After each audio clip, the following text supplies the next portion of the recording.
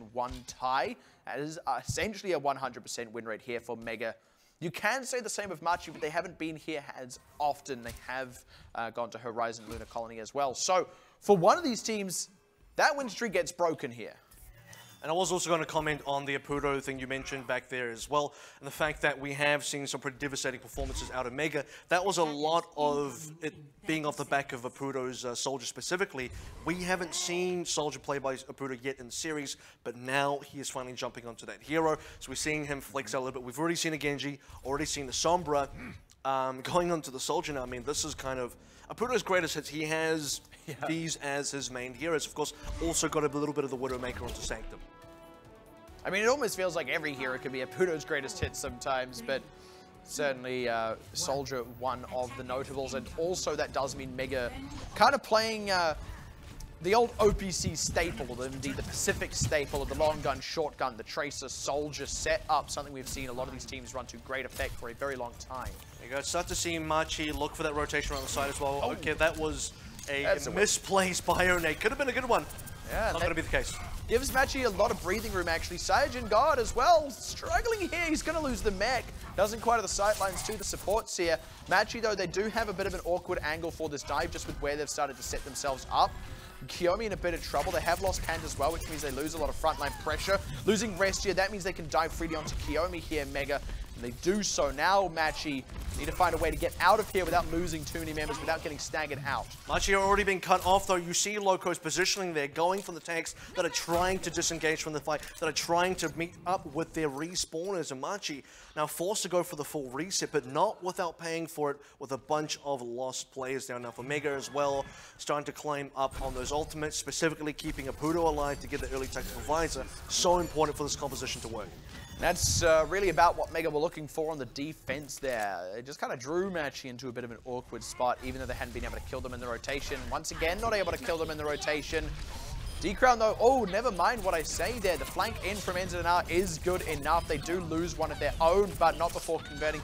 Bunch of extra kills. Shui does get one on the back end to at least mean doesn't get nothing, but they get next to nothing. And it is the hold for Mega. You're also seeing now there's not a lot of pressure onto the back line against Apudo. Kant's going to be switching onto the Widowmaker here to maybe alleviate that. You don't have to dive Apudo when you have a Widowmaker, you just have to have sight lines. And that kind of plays into, again, well, it plays against what Mega want to do because Apudo is also looking for sight lines himself. Difference being, though, he does have that tactical visor, and they're looking to go nano visor as well. Now that the team here, Machi, have committed, they're looking to get in the back end of that one with said nano visor. He's only killed Kant so far, but because the rest of the team had to kind of run and hide, they ended up splitting themselves up, and that means they get picked apart as they are split up. Good kill onto Apudo, though. Machi are not done with this. Oh! Perfect timing on the kill onto Shui as he pulled out the Dragon Blade, and Yut as well getting the Transcendence off the back of it. Nice sleep onto D-Crown as well, took him out of action for a moment. That all happened really at about the best time it could for Mega. And you probably didn't even need to see the Transcendence at the end of the day either for Mega, but they want the insurance policy there. They want to make sure that they can win these fights. Now with 1 minute 20 left to go, Machi starting to run out of options on their own. Already used the Dragon Blade, didn't get anything out of that. Shui now onto the Tracer. Kant still looking for picks. If Kant can get an early pick here, turn into a 6v5 off the bat, that's how Machi could be winning. That being said, Mega only need to get the same, and a stick onto Judo. To be able to get the D-Mech off the back of that. They kill Kiyomi as well with their own counter dive. So once again, Machi just not getting any headway here. They're going to have to start pulling out of this one. What few members were left on the point taking a dive, the others going into retreat, and now they're looking very short on time. But that's the thing, right? Because they're running out of time. They're not going to have the ability to just go for the backline of Mega. Now, they actually have to go for the point itself. If they have to split their attention between the point and the members of Mega, well, Apudo's going to run amok. He's going to get a lot of great angles because he's not going to be the one getting dived. There's going to be that infra sight coming out of Kant that does actually keep Mega a little bit pressured. Putting the nano boost here onto Loco because Apudo doesn't have the visor just yet. They put the pressure on Machi. You see the ultimate coming out of Kiyomi, the Transcendence. Machi are a little bit split here. Primal Rage now from Loco now that the nano boost has run out. Trying to keep Machi a little bit separated, a little bit divided. They're having a bit of a hard time getting the conversion. They lose Saiyajin God's mech. He needs to be able to get back in that one, but the members are getting pressure out the dive. They've lost Apudo, crucially, who had that ultimate. Saiyajin God just shy of remeching as well, and Machi, at the last possible moment there, finally going to get the kills through. And this is part of the issue, the fact that, you know, against a team like Machi Esports, when they are running counter the Widowmaker, it seems like some sort of inevitability. Eventually, Kant will find a pick, but on who? Yeah. Specifically, it was on Apudo. If it was on any other member, maybe Mega still has an opportunity to defend, but because it's on Apudo, you lose one of your key defending ultimates, which was the Tag Visor.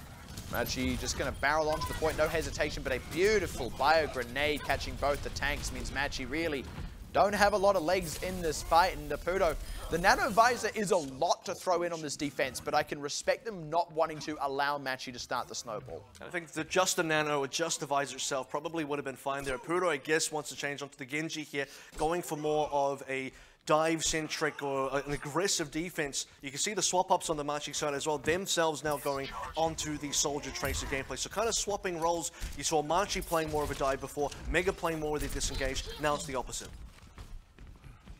Now it's Machi looking to get set up on the high ground with that Soldier.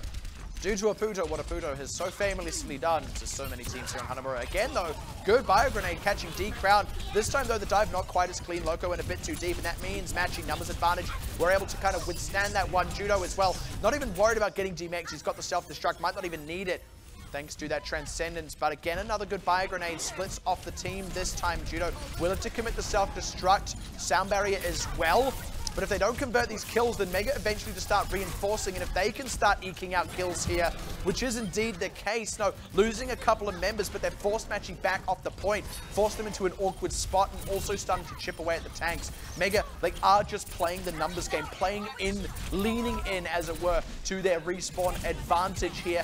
So far, it's worked, but they need to get those kills through. And Apudo gets shut down, only getting himself Judo. That probably still will end up being enough because Insanami himself gets the kill specifically on the street. Didn't quite get the tactical visor in time. Machi look like they still kind of want to hold on, but now they cannot hold the tide of the Mega respawn. As you could see on that defense specifically, Mega were holding out for the Dragon Blade. They knew as soon as the Dragon Blade comes out, they're going to get a big swing. They're going to get a big advantage defensively. A couple of big ultimates there. The Nano Boost being committed onto Apudo as well. That was enough, despite Apudo going down, to secure the defense. And like I said, Mega really leaned into the defender's advantage there, the respawn, the closeness of it, even though Machi were basically always ahead in that fight. But now Machi come in with ultimates. The one thing they are lacking, though, is time. Tactical visor ready. That is a nice pick onto Apudo that's going to give Machi the space they need to work with now to the high ground. This is exactly what Shui wants to commit. Yeah, and picking Saiyajin God out, and that means that if Loco spends too much time in the skies like that, he's going to go down. Indeed, he does. No tank pressure now for Mega. And that means it's a lot easier for Machi to keep control of this fight, unlike the previous one. We're already seeing that with the pick now on XZNR. The stick onto Apudo as he comes out the base. This is what Machi were gearing up for. This is the fight they're needing. Loco's got to get a lot of work done with that Nano Boost, and he's surrounded right now alongside Saiyajin God. Self-destruct in from Loco. Sorry, Judo is enough to get Saiyajin God, but Saiyajin God gets Judo in kind, and that could mean Machi, without him or D-Crown, lose the presence and pressure on the point. Apudo did go quite low, but he didn't quite go down, which means the Dragon Blade could still come out. Now, don't underestimate the kind of pressure that Loco actually has. The fact that the Nano Boost went onto him, he immediately dies onto Shui, makes Shui go into the low ground. Because Shui's now into the low ground, he doesn't have safe enough space to sort of defend against the dives that could be onto the backline against him. He has to leave the point as well to dive away from the self-destruct, which ended up getting enough kills to stop Machi. Oh boy, Apudo's just looking to carve them up like Christmas cake. Gets 3 before he goes down. And with 3 seconds left, Machi don't have time to do this. The respawns will come in for Mega even if Machi got to the point. That is where the time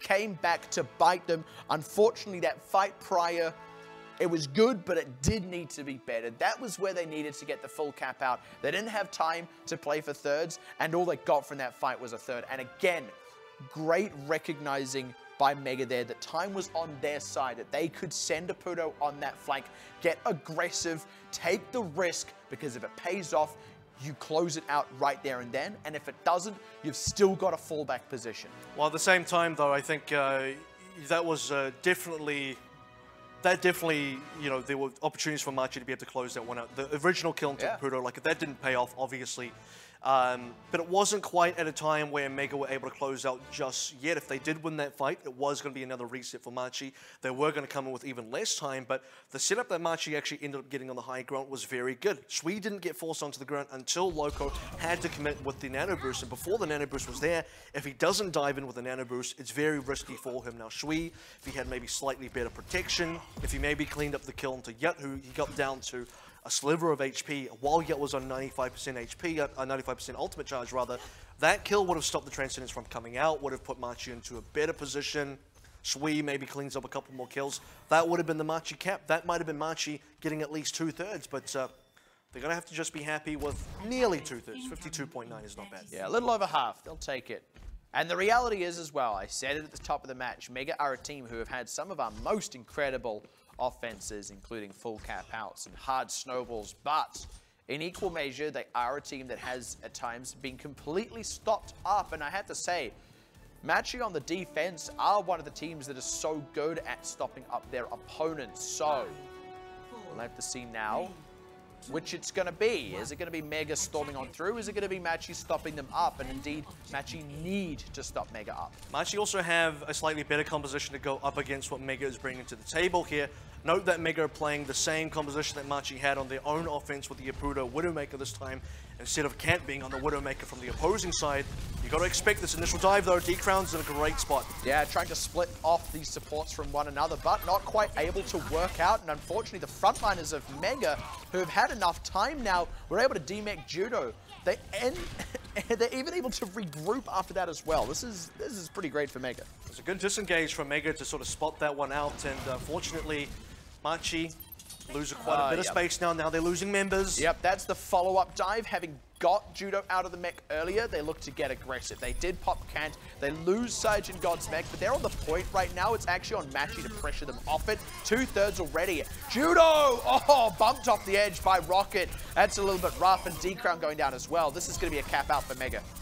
And a decently quick one at that. Note that Mega had held A for a decent amount of time before Machi were able to get their own cap. This time around though, Machi, they're going to need a lot to hold against Mega right now. Pudo switching onto the Soldier, again a preferred pick going onto that B attack. You'd rather in most cases have the Soldier, which kind of guarantees you a fight win if a Pudo can get set up much the way that Shui was originally set up. Genji slightly riskier, but right now there's a lot of pressure coming on through. Mega have ultimates that are about to come up. Pulse Bomb does kind of go into the middle of nowhere, so that's not going to be the one to do it.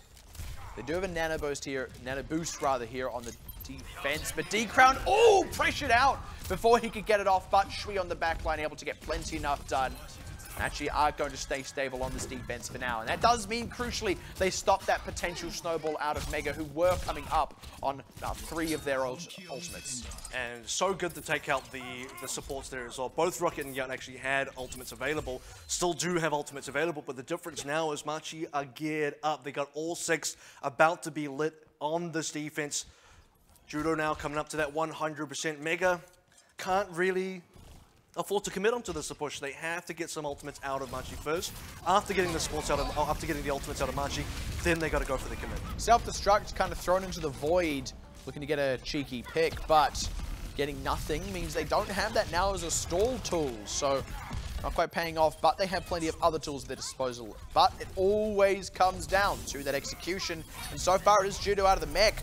Answer back though here from Machi as they do get the kills through, and Mega, despite getting a few in this situation, I think they'll lose a Pudo here, and that does mean, unfortunately, yeah, they're not going to have the members for it. You can see they were already in retreated that situation, and they committed ultimates into that as well, which is a little bit unfortunate. But only a couple, and they get a little bit more out of Machi. In fact, they get a lot more out of Machi. Had to use 4 just to defend that one. Both Rocket and Yut going down very early again, so Machi able to access that backline. As long as those supports go down, Mega will not be able to complete this offense. They don't have the sustain. You gotta think though, they will have the sustain if their supports will use the ultimates. The good thing with these supports having the ultimates is it means that Mega's tanks can put a little bit more time into keeping a Pudo alive. Oh, he slept on the point. He's back up though, but he's pressured out. He's dead. dead to Judo, the dive too convincing. And this is where Mega have gone all in. They chose to not set up a Pudo on the high ground. They wanted to storm the gates instead, and it's not paid off. Now Machi are looking to kill them on the retreat. It's Mega a little overextended in this one, and that means Machi getting the even trades. It falls in their favor. Not even a third out of that. When Mega, they've still got full hold minutes. They've still got plenty of time, but that was an opportunity that they didn't quite capitalize on. That was such a weird fight for Mega to throw everything at the wall as well. I mean, losing a Pudo, but then using double support ultimates. You got to think, okay, the support ultimates were going to be into play. They didn't expect to lose a Pudo. That one was a little bit of a random factor that they weren't expecting. Now for Machi though, the targeting is still good. Previously they killed both the supports multiple times. This time around though, knowing the supports were going to commit ultimates, they killed the Pudo instead. That was a very important kill. And again, Mega just continuing to commit to this high ground push, trying to get a Pudo set up. Ends and are in trouble here. Doesn't have that recall. Ooh, that health back isn't there for him. Now this is effectively a 5 versus 6 in this high ground here. Machi need only buy time. Visor, but Ends and are is dead.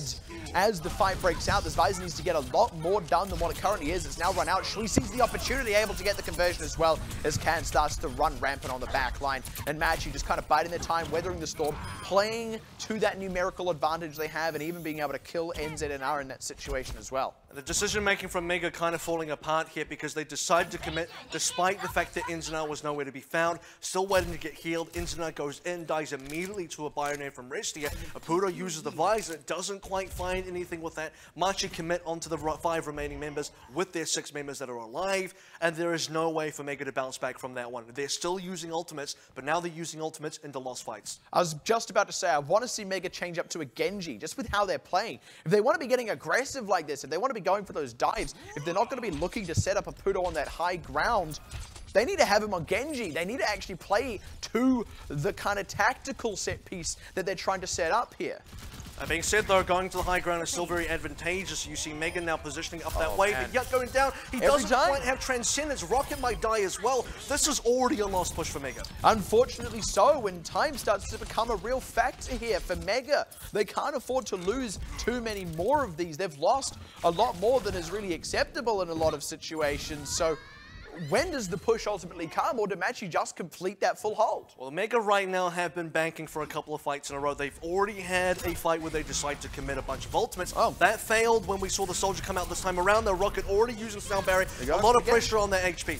Unfortunately, the Pulse Bomb wide, and they've committed out now this Transcendence. They've got to get the kills. Shui, with the Dragon Blade, has got the kills. And that's the thing. You can't commit those support ultimates and get nothing for it, because then what's the point? They got nothing. They're still behind in this ultimate game. They're not getting kills. They're not getting thirds. They're not getting enough done. But the difference is Rocket is using Sound Barrier just to get Mega onto the point. They're not using it to counter anything, yet doesn't have the Transcendence now to even counter the Blade. That was also used on entry. A lot of these support ultimates are being used just to help Machi even walk through the doors. That is not how you want to be using support ultimates right now. And now that they are through the doors, often they're finding themselves too low, even in that opening situation. This is a really tight spot. They've got to pick on Shui, though. They're just trying to top off health bars, but it's already traded back. Apudo, he's got to get so much done with this Blade. They're getting members low, but yeah, countered by that Transcendence. Kiyomi had that too. They're still lacking an NZNR. Sage and God appears to commit to self-destruct on the side just to preserve the mech. That is rough. They're still waiting on NZNR. They're still stuck on this ledge. But now they have double support ultimates again, and importantly, Shui doesn't have a Blade. Last time, Shui used the Blade after Yet. This time around, Mega can be a little bit more aggressive. It's got to be the opportunity. The Sound Barrier is in early. They're holding on to the Transcendence. There it comes out as the stick comes through, as they get 3 kills as well. This time the dive is there. This time it's happening for Mega. It took all the time that they had, but they've got the members dead. They nearly even got the gong to boot, but they will get the win. They will push it to match point. And I have to say, that is ultimately the difference between Machi's 4 minutes on point B and Mega's 6.5. That got down to that last 20 seconds, but it was at least 20 seconds that Mega still had. And this looks just like Hollywood all over again. It looks like Mega and Machi rather can finish that hold. Back on Hollywood, it was with that Orisa Hog composition. They nearly completed it. That was only 33% though that they had to cap from the Machi side, for the Mega side rather. This time around, Mega had to cap a little bit more. But Machi, again, nearly got that full hold. You'd like to think if Machi had a slightly better offense, if they had pushed this into a time bag, Machi would have respawned there. Yeah. Mega might not have finished that offense, but it's a lot of what ifs, and a lot of these what ifs are unfortunately riding off the back of unfortunate attack phases out of Machi, because their defense is solid, but their defense is not solid enough to hold out that offense from Mega forever. And eventually, when Mega do win a fight, how much do Mega need to cap out? 33%? That's more than enough. 52%? That's still just enough. 100%? Maybe Mega don't cap that, but we haven't seen that yet. And that's the thing that's really got to be making Mega sweat here, right? They've won now twice, like you said, on Hollywood just before, and now again on Hanamura, because it was kind of a numbers situation, right? They had set themselves up such on their defense that then on the offense, they only needed to win one fight. And that meant that they could, I don't want to say afford, but they could at least lose all those preceding fights. You know, it doesn't matter how many you lose as long as you win one. It might be your first fight that you win, it might be the last fight that you win. All you got to do though is get that one. But here's the thing. In both situations, it was essentially the very last one. In Hollywood, there was maybe time for one more after that, but that's the thing. You'd rather be the team that doesn't have to lose 9 fights just to get that one. It's great that that one is enough to get you the win, to get you over the line, because your own defense was good enough, but you'd rather your offense is equally as one-sided as your defense. Now moving on to Dorado, very different situation for both of these teams. You don't get that same entrenched position. This is going to be a much more mobile game. And by the way, we haven't completed either of these sort of escorty, more objective-based maps. And I'm not talking about Control, I'm talking about both Assault and also Hybrid. Neither of them have been full completions by either team. Now, that's partly been due to the fact that Mega, on their first defenses, have always been able to full hold Machi at some stage. Now going to Dorado, is it going to be the same case again? Are we going to see a full completion, or is it going to be an A hold, or will it be a B hold? Both of those are definitely onto the cards for Mega, but who defends first? It's got to be the real question. One thing has to be said, though. We knew that this wasn't going to be a 3-0. Certainly, I think it's still possible for it to go the full distance, but the series at present does stand with Mega being at match point. It is Machi who need to step up and take this. Now, look, I cannot call this. I honestly cannot call this. I have no idea. I can't even say that either feels particularly favored coming into it. There are strong points, there are weak points. Both have solid defenses, but we have in equal measure, specifically on Escort, seen both of these teams struggle on their defenses. I would say we've seen both struggle a little bit more on their offenses than on their defenses, but at any rate, this is both an opportunity for Machi to even it up and for Mega to close it out, but it is pressure on Machi. And I think it's fair to say it's difficult to call exactly who comes out on top of this one, because we've now seen, in fact, specifically under Hanamura, I was so ready to just concede that defense over to Machi to say, this defense is far too good. Mega are not able to penetrate this. We've seen Mega already fail fights where they're expected to win, where they have massive ultimate advantage, misusage of those ultimates, mistimings of those ultimates as well, just poor committals overall, over committals in a lot of cases where they don't manage those resources properly. You were almost ready to just say, Machi will finish Hanamura with the victory. It's going to be a 2-on-1 in the favor of Machi. It went the other way, but it is such a big risk because it's just a game of inches where either team that makes slightly more mistakes or just plays slightly cleaner does come out ahead. If Mega didn't quite execute the way they did on that final offense, and it was their final attempt, mind you, that would have been a Machi win. 3, 2, 1. Saw the statistics on your screen a moment ago as well. Machi, 2 losses on this map. Mega 1 win, 1 loss. So the numbers do fall in favor of Mega, but this is Machi's map pick. And it'll be one they've made because they've studied how Mega's 1 loss happened. And this will be Machi feeling confident that they can repeat the success of the team that was able to beat Mega on Dorado, which I believe was Machi Esports. So, can they do it? By the way, already rebuffing Mega's early, I wanted to say aggressive, but ultimately not too aggressive defense, just kind of poking there. It's kind of testing the waters a little bit to see how Machi would react, and the reaction is get straight off my lawn, because now the cart moves into that archway section, the dreaded archway section that can be difficult to push into. It's the hard one to break past. And there we go, D-Crown is getting low, the pressure's there, but Shui has at least been able to get some work done on the back line of this one. They do lose rest here. Machi, this has kind of gone on for long enough that they've started to get some members out into this courtyard area without too many casualties. it's still kind of on a knife's edge. Anyone's fight potentially. Yut catching Kanto, that's a big swing factor here. Now D-Crown as well. Machi a little bit too deep here, but at least got the payload past that choke point. They got a lot of distance on it. But that's the most important thing, right? The very first push, your main goal is to get the distance. Everything else is secondary to that. The kills are good. The kills will also enable the distance. But if you lose a push, but you get the distance, you'll definitely take that fight. Now for Machi, the flanks become very important. Apudo knows the flanks becomes important. He's looking for his own angles onto the side. And Machi, they should be looking to use this all to climb up, surround Mega, push them backwards. Kant's already nearly to finish. Yeah, that really was Machi just kind of playing for the objective there, but 2 minutes. Ooh, good catch on NZNR. I was going to say 2 minutes is very defensible here for Mega still, who are now going to have to commit a lot of ultimates into this one if they actually want that to happen for them. This is very deep though for Machi. Yeah, the cart, they have to keep presence on that, and that's the smartness of going deep there for Machi, is it's actually drawing Mega back. Now it's Mega who are the ones split up on this cart. Ultimate. Oh, no res. Yeah, great catch from Shui. Means, like you said, no res. Still got a Dragon Blade that he's not even going to need to commit here. This is a very late self-destruct from Sage and God, and nothing short of like a 5k was really going to do it, because ultimately that was an extremely cheap push for Machi. Yeah, they barely had to use ultimates for that one. A nice transcendence from Kiyomi was all it really took for Machi to push on through. The Loco Primal Rage, it was onto the cart, but like you said, there's enough pressure into the backline of Mega that he had to try and peel for his other teammates. Doing that allows the cart to continue pushing through. Mega cannot afford to let that cart push through, so their own defense is split. That A push, very well played by Machi. That was basically 4 ultimates for really just the 2 out of Machi, but now it's Mega looking to have that low economy kind of fight situation on the defense now as they pop D-Crown. That does mean Machi can't get up onto this high ground with much ease on that dive. Losing Kant as well, so it's going to have to be a reset for now for Machi.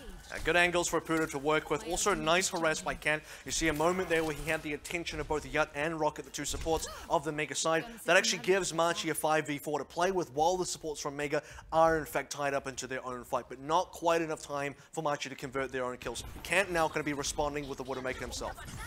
That being said, this is still pressure onto Mega here. They're the ones who have to get down and dirty onto this cart, and the ones with the ult disadvantage, but with the kills in their favor, and Shui getting nothing with that Dragon Blade.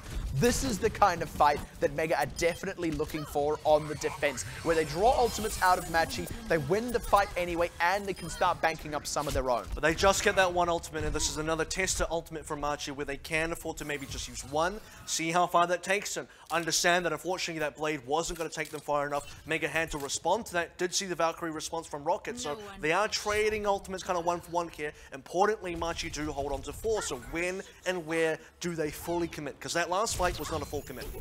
Some of the ones they got are crucially those defense ultimates. Mega can match in the tank department. Oh dear, NZNR down. Not going to be able to match in that DPS department. Yeah, unfortunately can't match that. Apudo actually can.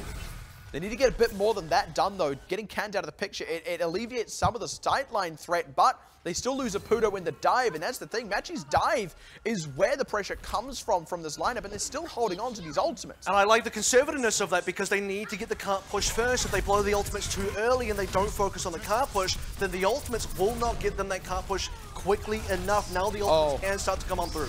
And that's the thing, they've got them at their disposal and they're converting off them as well. They've played the objective so well thus far. Now they can just play for the fight situation itself with the tools they have at their disposal. Look how quickly they convert that into actual objective pressure. As soon as they use the ultimates, that is instant cart pressure, that is instant cart push. Now the response from Mega doesn't get a kill. Yeah, that was a good save in there, but Machi are now a little bit surrounded. They have to respect Mega here with the ultimates they have at their disposal. Sound barrier from Restia, self-destruct out of Judo. NZNR so far the only casualty on the side of Mega, and they trade that one back. In fact, a lot of trades back and forth across the board, but Mega actually have a closer respawn here. They're also able to keep Loco in this fight still.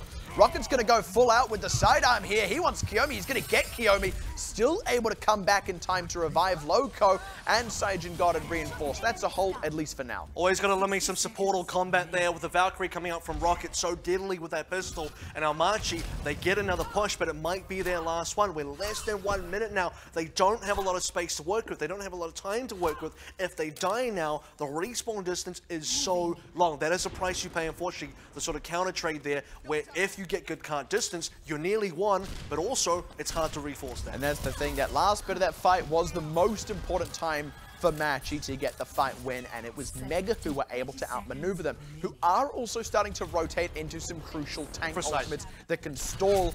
Infrasight out of camp is a useful tool here. Apudo needs to be careful where he peeks. Also needs to be careful on his backside here. It's Loco, the first casualty. Didn't quite have the primal range yet. Apudo down as well. There's no trade back. It's just Kiyomi. Judo D-Mex though, and Shui in a bit of trouble here.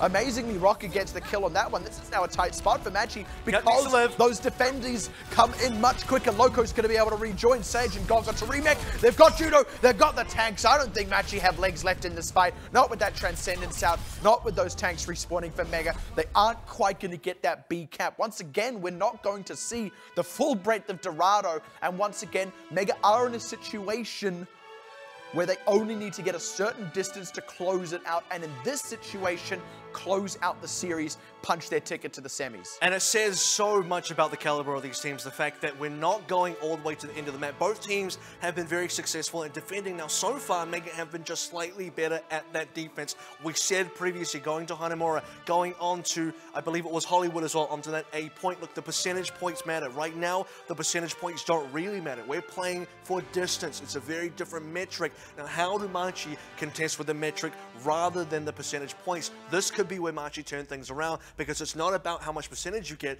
it's about how far you push that cart. And for Machi, their focus on cart push was very evident, and you could see the kind of distance they got off that.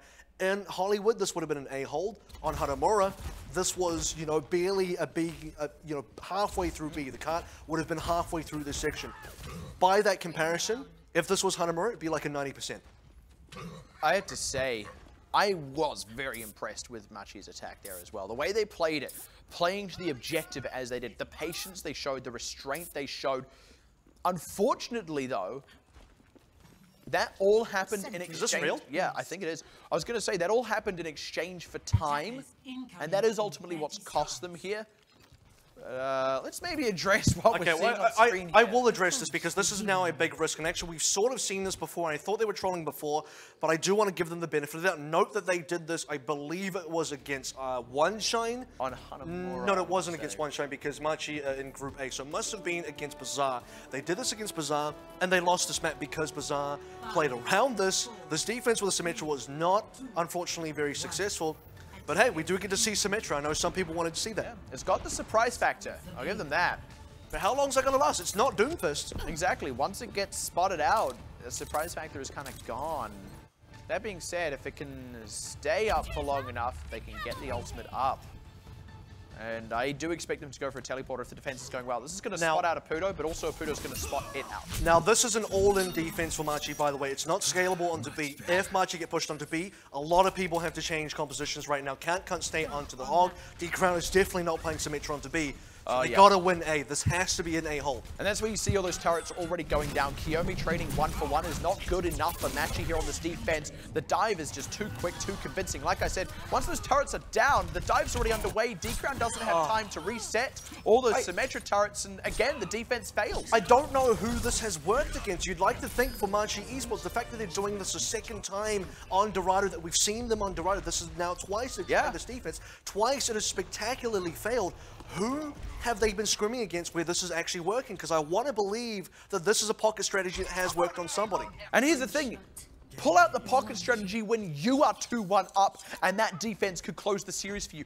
Don't do it when a failed defense loses your shot at semi-finals. What's Apudo doing? Is he disconnected? Hello? That was odd. Yeah, Paul's going to come out there. Looks like we have a bit of a tech issue going on, Apudo, with the disconnect. That's a little bit troublesome as well, because the pause not quick enough before Apudo died. That's not the worst part. It's not the death that really hurts Apudo. It's the fact that he may lose that Dragon Blade. And it's going to really cost Mega some momentum points there. The Dragon Blade is a huge tool. The fact that Mega just waltzed on through, completely obliterated that Symmetra defense, kind of expected. I'm not going to lie. Twice we've seen it, twice it's failed. Mega, we're going to go through big ultimate advantage. Yeah. They now lose one of those crucial ultimates if Apudo disconnects.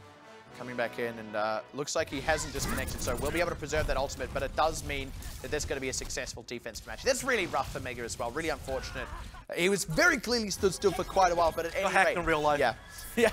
At any rate, we've got to go back to the situation we're currently in, and that the good news for Machi here is because of that Symmetra defense that, frankly, failed utterly, They are in compositional catch-up, but they have at least got themselves some opportunity here. The thing is, they are starting to even things up because they win the second fight. When you win the second fight, third fight, anything kind of goes right now for Apudo if he can get some kills on the Dragon Blade. Oh dear, yeah, immediately counter-dive by D-Crown. If you don't get those early kills, the Winston is just going to collapse on you. They are getting some cart progress as this is happening, but that is effectively that second fight win from Machi that you were just talking about. I also want to point out that because Kant is solo sniping against a non-sniping team on the offense from Mega, and by the way, Pudo's not going to go to the Widowmaker until he gets the blade out, but when does the blade come out? Because now I'm kind of concerned that he may be pressured to just throw it into the open, he wants to use it just so that he can swap. That's not going to be a good blade. And the moment he pulls it out, Kiyomi's going to be there. You've got D-Crown for the counter dive, but they've got the early pick.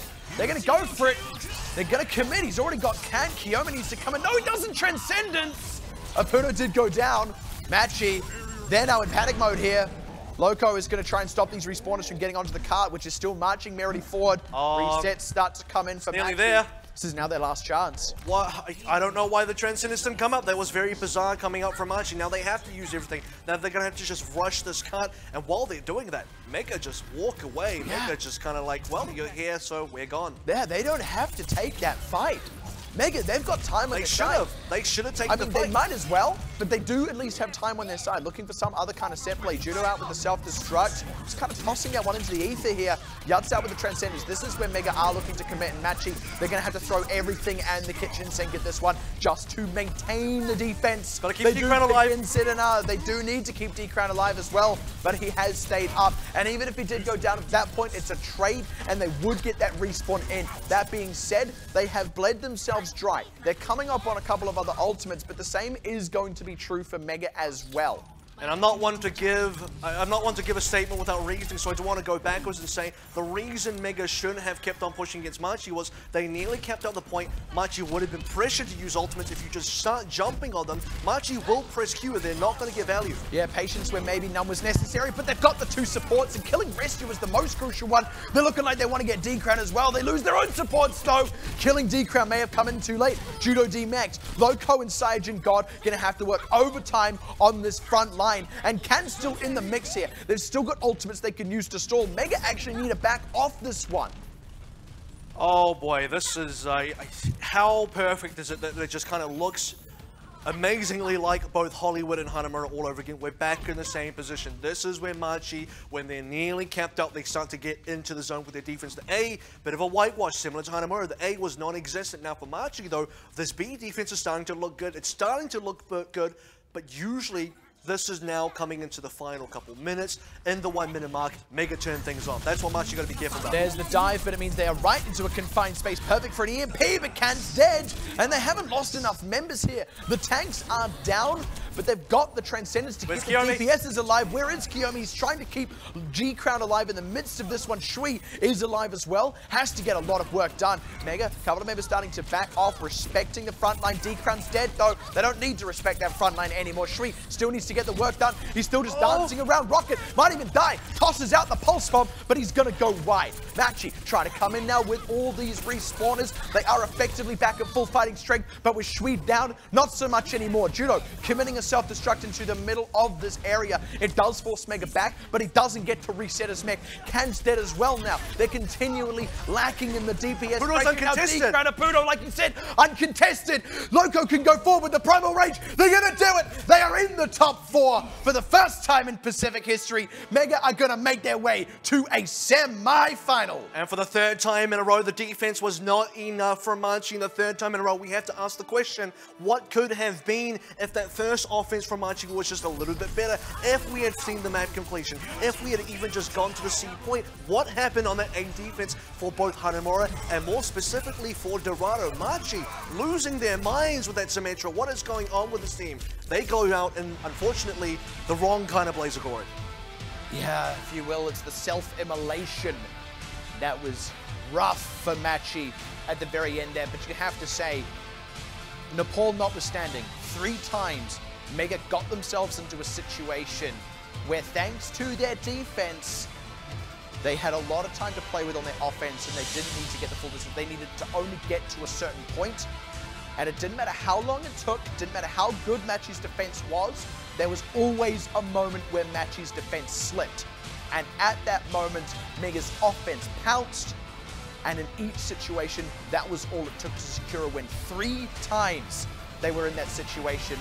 3 map wins that amounted to, and that means a 3-1 victory that puts them into a semi-final. Now let's take a bit of a retrospective on this match as well for both teams. First of all, I want to talk about Machi because they had an interesting season. First of all, they started in a reasonably weird kind of space. They lost to I believe it was Talon in the very opening match, and then they kind of had a very close run against Hong Kong Manager. We thought, okay, this is going to be a team they got to really look out for. Then at the end of the season, going down even 2-3 to Chaos Theory, that's when the questions started to become raised right then. Going into this matchup against Mega, look, Mega do come in as the highest seed, number 2 in Group B. Machi finished number 3 in Group A, but Machi had that very recent loss. Mega didn't. They finished their season 4-1. They had a pretty good run, all things considered. So a lot of questions for how Machi was going to come in, and I think the signs were clear very early on. Machi, after that loss against Chaos Theory, you could see the holes in their game plan, the holes in their team, and unfortunately, once again for them, this is not their season. That's all that Mega really needed to leverage, and you did see Machi had done their homework as well, but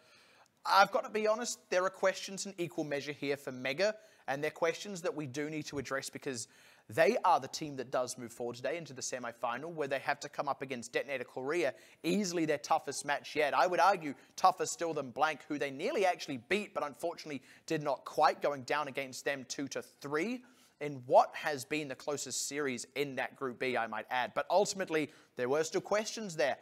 The fact that it took them so many tries on the offense to finally break through, like I said, look, it happened consistently. They were always able to do it. 3 times was plenty enough for them, and the consistency there is a positive thing, but the negative side of that is it feels like it's taking a long time. It feels like it could be happening sooner. Against Detonator Korea, that's probably not going to be good enough, at least for now. They've got a week to turn it around, but there are things to address. But at the same time, and I guess this is a nice time to preview that semi-final, Detonator Korea versus Mega. Both teams have qualified into the semi-final against each other, but the real key about that is the fact that, look, Detonator Korea, after that Abang matchup, unfortunately, that wasn't a tight victory. Abang have not been the most I would say challenging team at certain times. Look, they've definitely had some good competition, but they were not a team that you would say, okay, these guys are going grand final. No problem with that. It's going to be a bang going up against Detonator Korea in the grand final. That just wasn't the case. So Detonator Korea